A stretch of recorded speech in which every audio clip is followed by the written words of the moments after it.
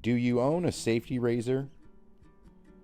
Do you own a 2 or 3-piece safety razor that you wish was a little more aggressive because it's non-adjustable?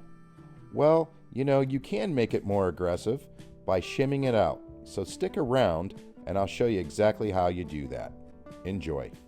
Thanks for clicking on the video and don't forget to subscribe.